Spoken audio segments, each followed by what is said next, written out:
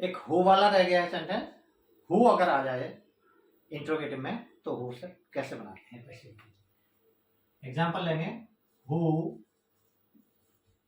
Teach you English.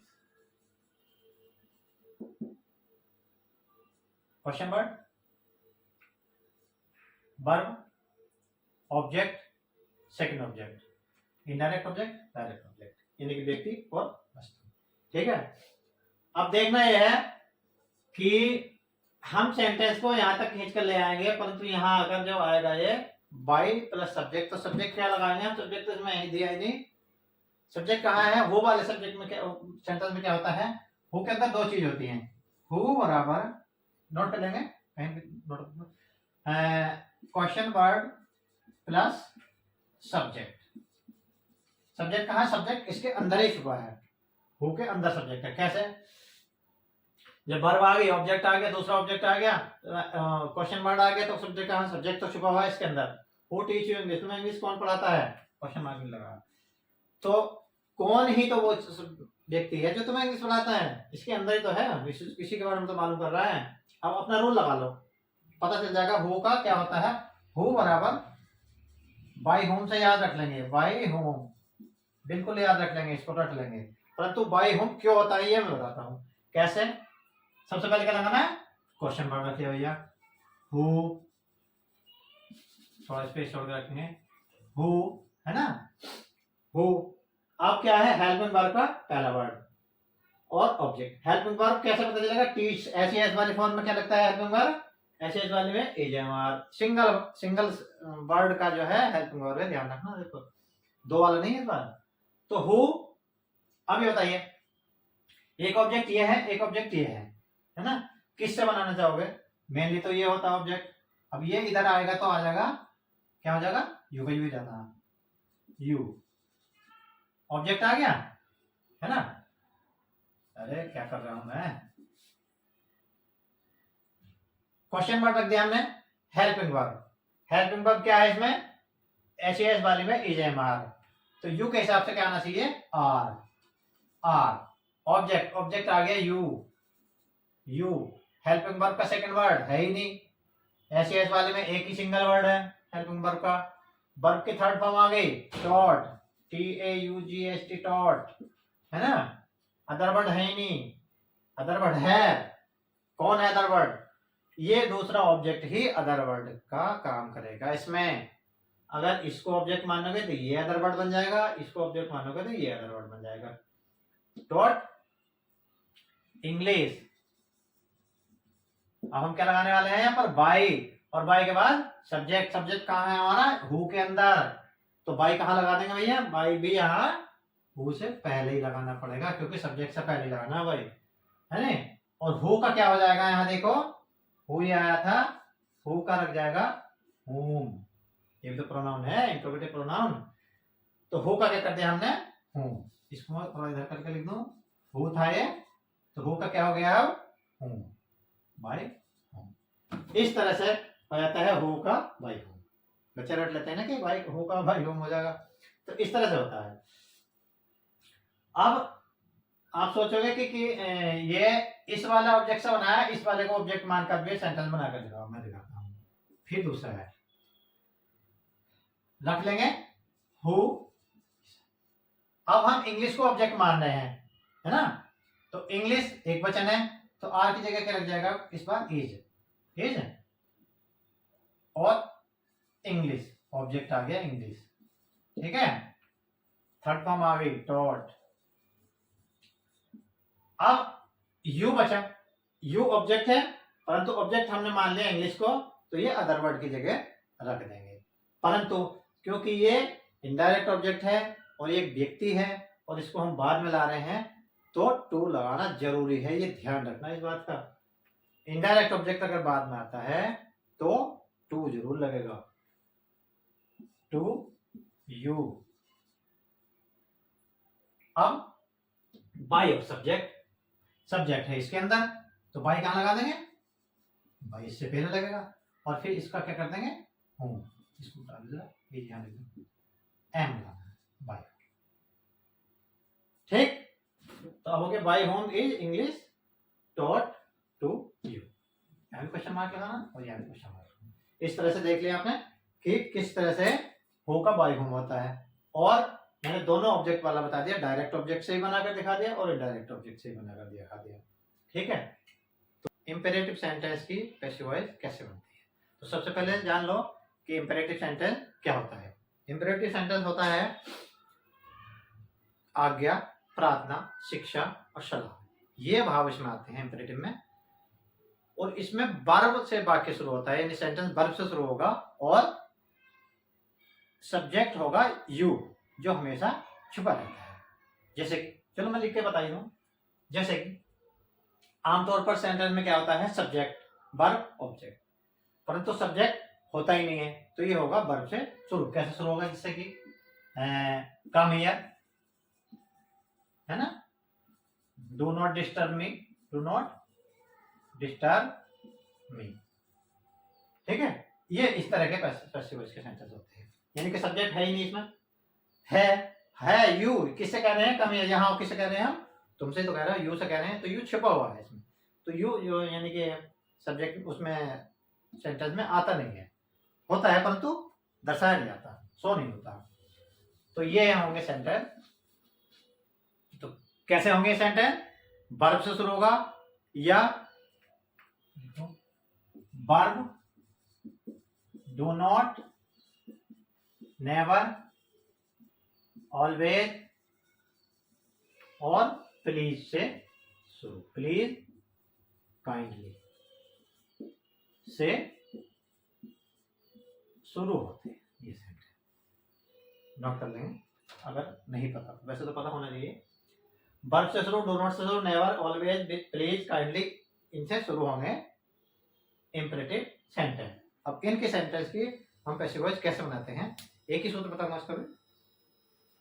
चलिए, सबसे पहले क्या है, imperative sentence.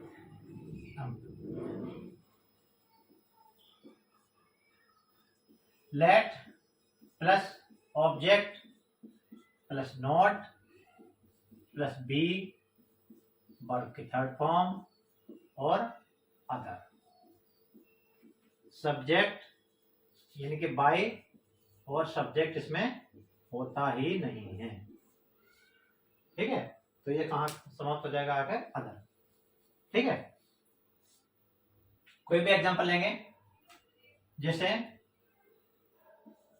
Learn your lesson, learn your lesson.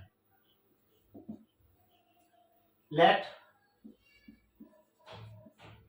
Your lesson object हो गया, योर लेसन, नोट है ही नहीं इसमें। बी, अब क्या है, वर्ब की थर्ड फॉर्म, लर्न हो गया, लर्न बाय यू, ये तो होता ही नहीं है, तो लर्न पे आकर सेंटेंस समाप्त हो गया। ठीक है, अब एक नेगेटिव वाले लो, जैसे कि do not make a noise. बनाइए लगभग सूत्र अपना, क्या है, लेट, लेट ऑब्जेक्ट क्या है, ए नॉइज, ए नॉइज, नॉट है नॉट लगा दो, बी, वर्ब की थर्ड फॉर्म, मेक की क्या हो गया, मेड हो गया, मेड,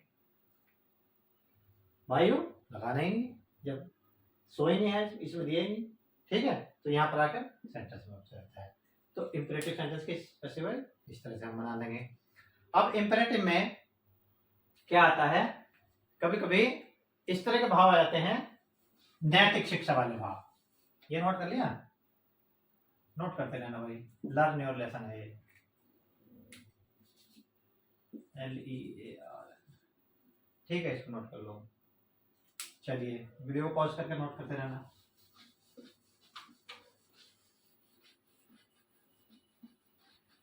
नैतिक शिक्षा वाला जो भाव है, अगर नैतिक वाला आता है इसमें, नैतिक मॉरल वैल्यूज वाला इंपेरेटिव में, तो क्या बनाएंगे उससे, object plus should plus not plus be, verb की third form other.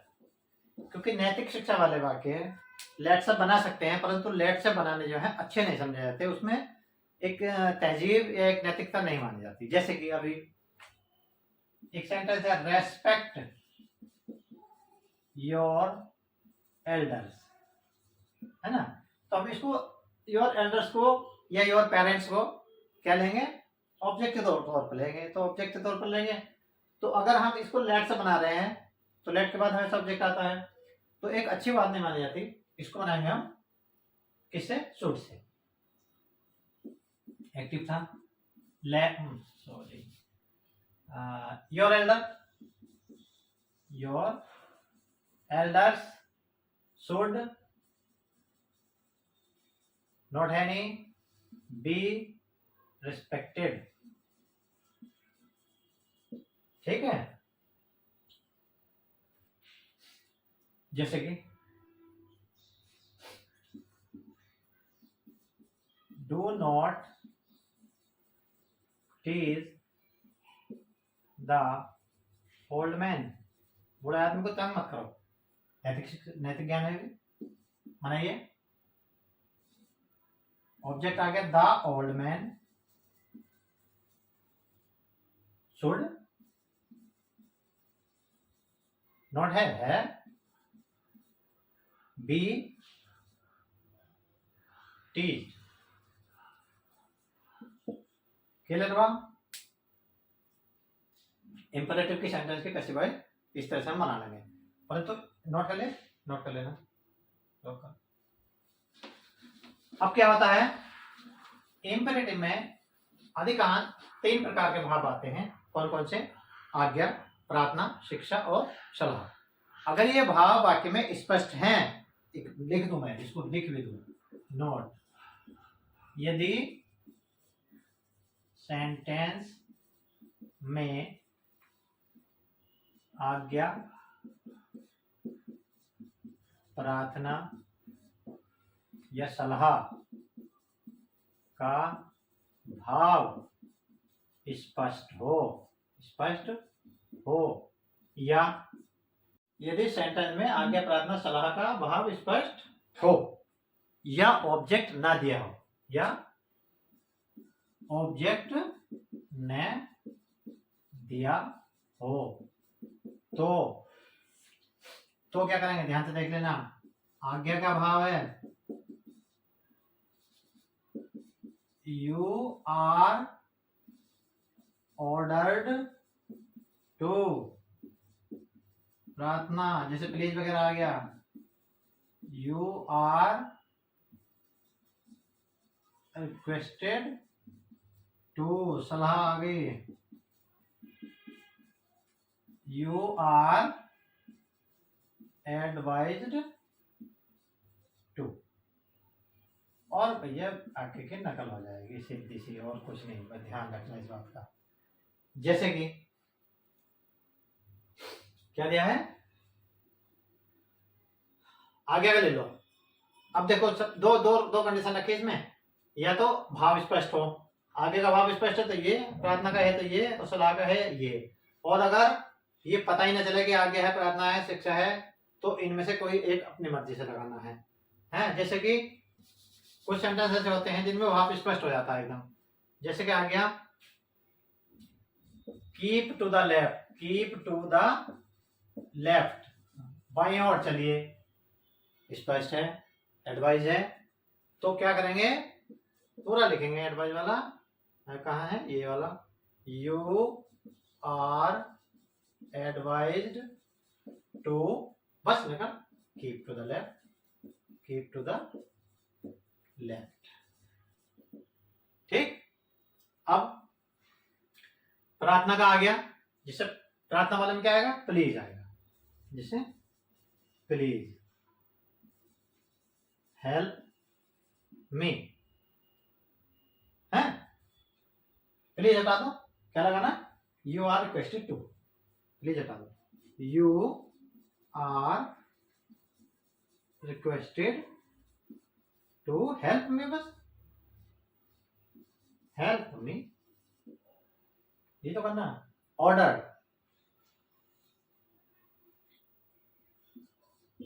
Do it at once, तुरंत करिए इस काम को, या इमीडिएटली करिए, है ना।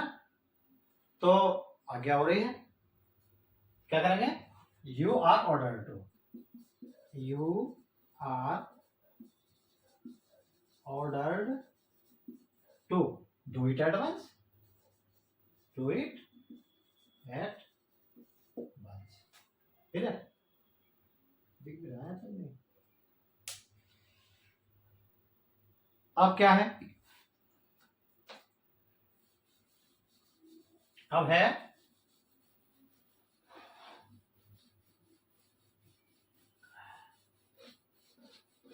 नोट करते रहना, वीडियो ऊपर करें। चलिए, अब एक तो हो गया अगर भाव स्पष्ट हो, अब भाव स्पष्ट नहीं है, जैसे कि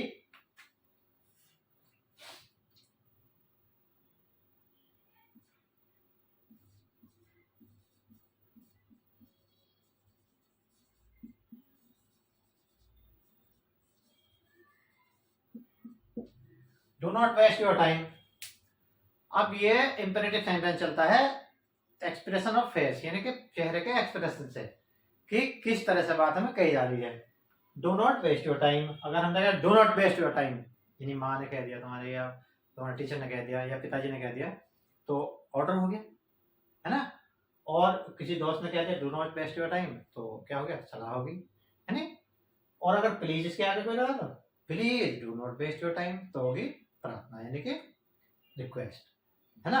परंतु ऐसी स्थिति में जहां हमें पता ही नहीं लग पा रहा कि आज्ञा है, प्रार्थना है, सलाह है, तो हम अपने मर्जी से तीनों में से जो अभी लिखे थे मैंने, you are requested to, you are order to, you are advise to, इनमें से कोई एक लगा सकते हैं। जैसे you are advise to, sorry not to आएगा, you are advise not to waste your time, है ना। या you are ordered not to waste your time, या प्लीज अगर लगा देते हैं तो you are requested not to waste your time, ठीक है। तीनों से कोई सब लगाते हैं। अब एक और है हमारा, नोट करते रहना, कि यदि ऑब्जेक्ट ना हो, है ना,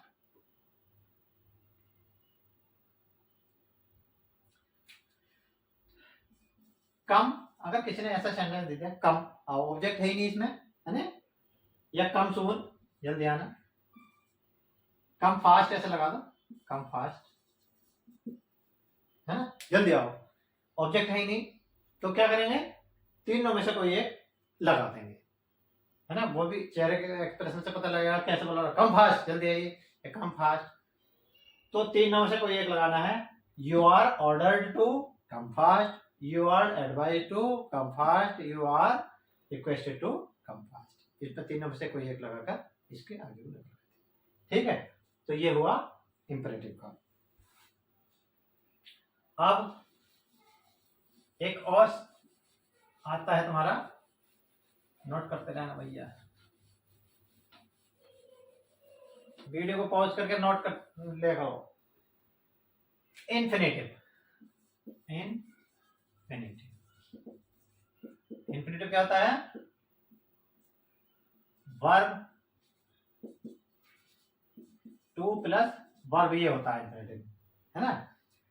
अब इसकी ये अगर आगे तो पैसिव वॉइस कैसे बनानी है, ध्यान से देखेंगे, अगर टू प्लस वर्ब के फर्स्ट फॉर्म आएगी तो टू बी कर देंगे, बस टू बी वर्ब की थर्ड फॉर्म, करना क्या है और क्या, देखिए, जैसे कि I have to write a letter. अब ये धोखा मत खा जाना कि है वाला है तो है बीन लगा दूं, है ना, वो नहीं है, ये हैव टू है, पूरा पढ़ना है इसको, इन्हीं वर्ब से पहले टू लगा हुआ है, तो हैज टू हैव टू वाला जो है बीन से नहीं बनेगा कभी भी, ये बनेगा टू बी से।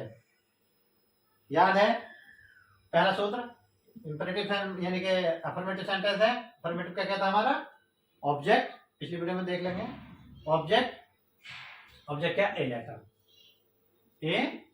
लेटर, है ना, क्या लगाया मैंने, टू बी, है तो आई के साथ हैव आया तो लेटर के साथ क्या आ गया, हैज। टू का टू भी कर दो बस, टू भी। वर्ब की third form written by me, ये बन गई इंफिनिटिव। जैसे कि I am to learn my lesson, फिर वर्ब से पहले टू आ गया। कभी पढ़ा है sentence I am to learn my lesson? नहीं, इस तरह के सेंटेंस पे आते हैं। मैं अपना पाठ याद करने को हूँ, यानी पाठ करने वाला याद करने वाला हूँ। जैसे तो क्या है ऑब्जेक्ट, सूत्र तो याद है ना, अरे वही तो है ऑब्जेक्ट हेल्पिंग वर्ब, वर्ब की थर्ड फॉर्म अदर, है ना, बाय और सब्जेक्ट, यही तो था। लगा लेंगे माई लेसन, माई लेसन हेल्पिंग वर्ब क्या है ये हमारा इसमें है, तो आई के साथ एम, माई लेसन के साथ इज। अब टू का क्या कर देंगे, टू बी, वो लिख रहा टू बी, वर्ब की थर्ड फॉर्म आ गई लर्न। आप क्या आ गया, अदर वर्ड है नहीं, बाय आई का इधर आकर नहीं हो गया, my lesson is to be learn by me. तो ये था इंफिनिटिव के पैसिव वॉइस। टू आ गया तो टू भी कर देंगे सीधा सा, ठीक है, नोट कर लेंगे, नोट कर लेंगे, ठीक है, क्लियर। चलिए अब एक और चीज आती है इसमें,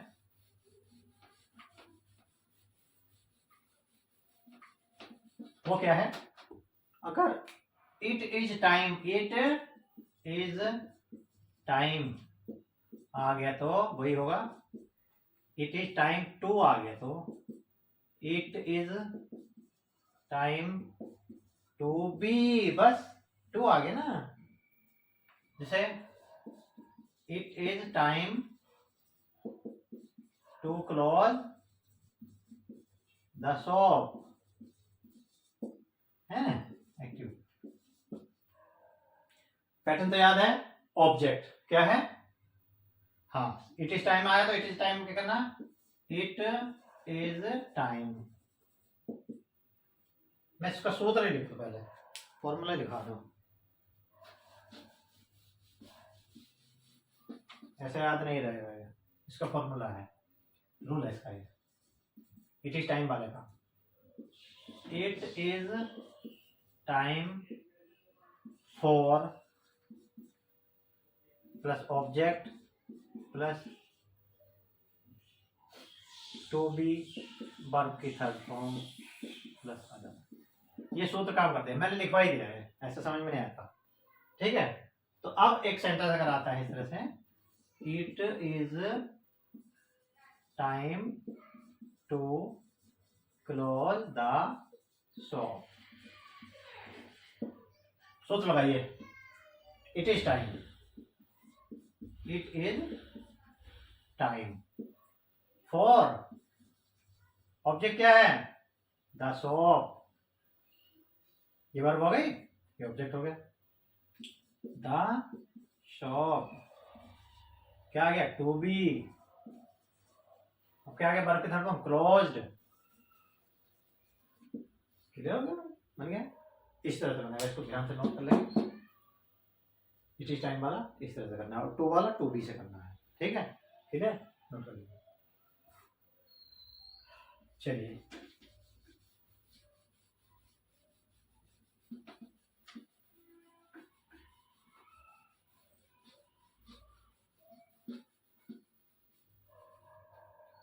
एक और है, अगर नो वर्ब आ जाती है जैसे नो